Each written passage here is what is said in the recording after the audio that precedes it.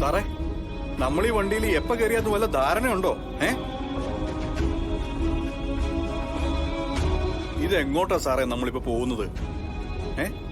ഈ വഴി തന്നെ 11ാമത്തെ തവണയാ നമ്മളിപ്പോ വരുന്നത് കേട്ടോ. ഇതിനിടയ്ക്ക് വീട്ടിൽ നിന്ന് എത്രയോ പേര് എത്ര തവണ സാറിനെ മാറി വിളിച്ചു എന്നറിയോ? അവരെല്ലാരും നല്ല ടെൻഷനിലാണ് സാറേ. അല്ല, സാറിന് വിശപ്പും ദാഹമൊന്നും ഇല്ലേ?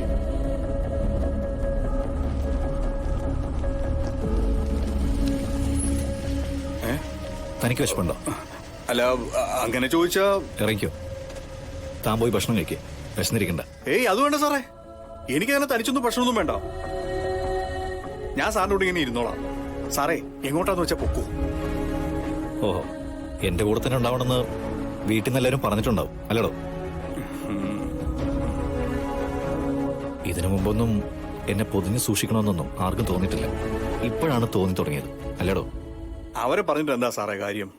അവരൊക്കെ സാറിനെ അത്രയേറെ സ്നേഹിക്കുമല്ലേ. അവർക്ക് അന്വേഷിക്കാനുള്ളത് സാറിന്റെ കാര്യമല്ലേ, പ്രത്യേകിച്ച് അമ്മ. പാവം, എന്തെങ്കിലും ഒരു കാര്യം സാറിനെ കുറിച്ച് പറഞ്ഞാ അടുത്ത നിമിഷം കരയും. സാർ എന്തെങ്കിലും ഒന്ന് കഴിച്ചിരുന്നെങ്കിൽ ആ അമ്മ വിളിക്കുമ്പോ എന്തെങ്കിലും ഒന്ന് പറയായിരുന്നു. താ ഒരു കാര്യം ചെയ്യും, ആ ഹോട്ടലിൽ പോയിട്ട് കുറച്ച് ഫുഡ് വാങ്ങിക്കേ, നമുക്ക് കാറിൽ നിന്ന് കഴിക്കാം. അത് വേണം സാറേ, അവിടെ ചെന്നിരുന്നാലേ ചൂടോടെ നമുക്ക് കഴിക്കാന്നേ. എടോ, എനിക്ക് ആളുകളെ ഒന്നും ഫേസ് ചെയ്യാൻ വയ്യ മണിക്കുഞ്ഞു, അതുകൊണ്ടാ പറഞ്ഞത്. താൻ പോയി വാങ്ങിച്ചോണ്ട് വരികയാണെങ്കിൽ നമുക്കിവിടുന്ന് കഴിക്കാം. സാറ് കഴിക്കുവാണെങ്കിൽ ഞാൻ പോയി വാങ്ങിച്ചോണ്ട് വരാം. പക്ഷേ എന്നെ വിട്ടിട്ട് എങ്ങോട്ട് പോയി കളയല്ലേ സാറേ? ഇല്ലടോ, തന്നെ പഠിച്ചിട്ട് ഞാൻ എവിടെ പോവാനാ?